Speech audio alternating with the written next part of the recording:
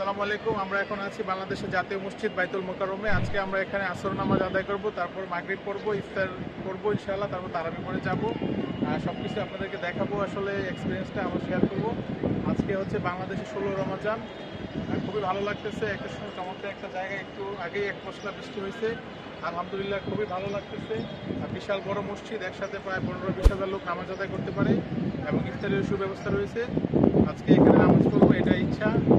খুব চমৎকার একটা ওয়েদার। সবাইকে আবারও রমজানের শুভেচ্ছা রইল। ভালো থাকবেন, সুস্থ থাকবেন, সুন্দর থাকবেন। ভিডিওটি দেখতে থাকুন। আল্লাহ হাফেজ।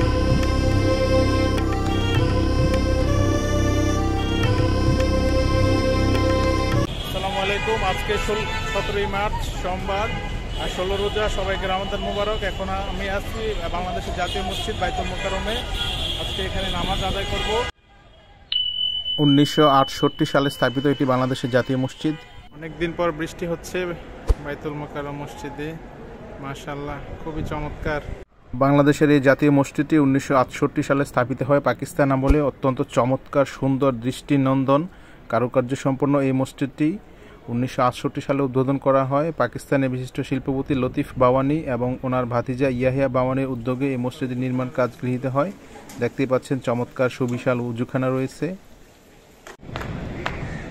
আপনারা দেখতে পাচ্ছেন বাইতুল মোকাররমের দক্ষিণ গেট। চমৎকার এক পশলা বৃষ্টি হয়েছে। আজকে আমরা এসেছি এখানে নামাজ আদায় করব। খুবই চমৎকার একটা ওয়েদার। ঢাকাতে প্রচুর গরম ছিল। আজকে হচ্ছে 17ই মার্চ সোমবার, 16 রোজা। তো এখন বৃষ্টি হয়েছে, খুবই ভালো লাগতেছে, ওয়েদারটা খুবই সুন্দর। পিছনে হচ্ছে বঙ্গবন্ধু স্টেডিয়াম আপনারা দেখতে পাচ্ছেন, তারপর গুলিস্তান, বঙ্গবাজার, অনেক গুরুত্বপূর্ণ স্থাপনা রয়েছে, পাশে মতিঝিল, পুরানা পল্টন, সব কিছুই আছে।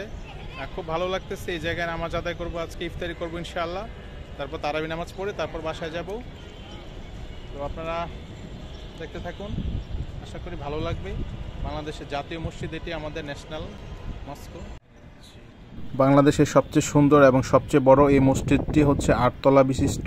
নিচতলা হচ্ছে মার্কেট, বাইতুল মোকাররম মসজিদ মার্কেট, এবং দোতলা থেকে 6 তলা পর্যন্ত নামাজ আদায় করা হয়। আকাশে প্রচুর পাখি উঠতেছে, প্রচুর চিল, ছোট ছোট চিল খালি চোখে দেখা যাচ্ছে, খুবই নড়াচড়া করতেছে, আসলে ক্যামেরায় আসতেছে না।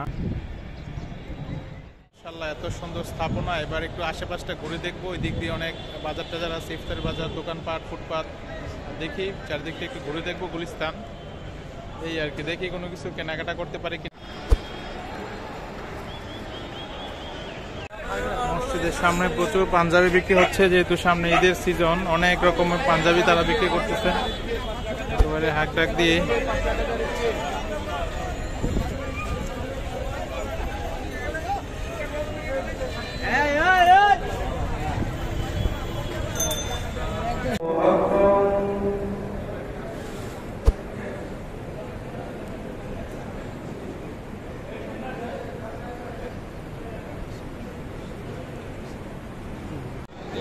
আসর নামাজের পরপরই দেখতে পাচ্ছেন জাতীয় বাইতুল মোকাররম মসজিদ মুসল্লি কমিটির পক্ষ থেকে ইফতারের ব্যবস্থা করা হয়েছে। এখানে তারা ইফতারি প্রস্তুতি করতেছেন।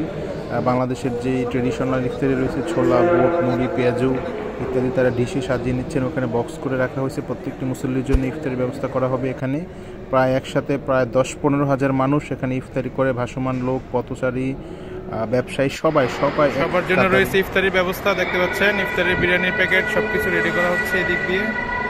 মুসল্লিরা বসে আছে ইফতারি করতে। একসাথে প্রায় 5-10 হাজার লোক ইফতারি করবে এই অডিটোরিয়ামের ভিতর।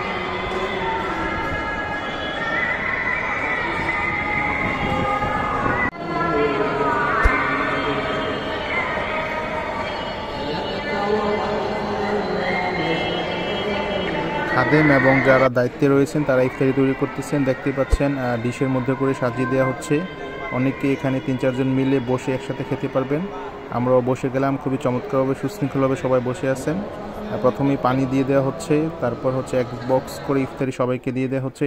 এত হাজার হাজার মানুষ একসাথে ইফতারি করার মজাটাই অন্যরকম। প্রচুর মানুষ, হাজার হাজার মানুষ, প্রায় 10-12 হাজার লোক একসাথে প্রত্যেক দিন এখানে নিয়মিত ইফতার আদায় করেন। মুসল্লি কমিটির পক্ষ থেকে, তারপর ইসলামিক ফাউন্ডেশনের পক্ষ থেকে এবং তাবলিগের পক্ষ থেকে ইফতারি দেওয়া হয়। ইসলামিক ফাউন্ডেশনের পক্ষ থেকে ইফতার।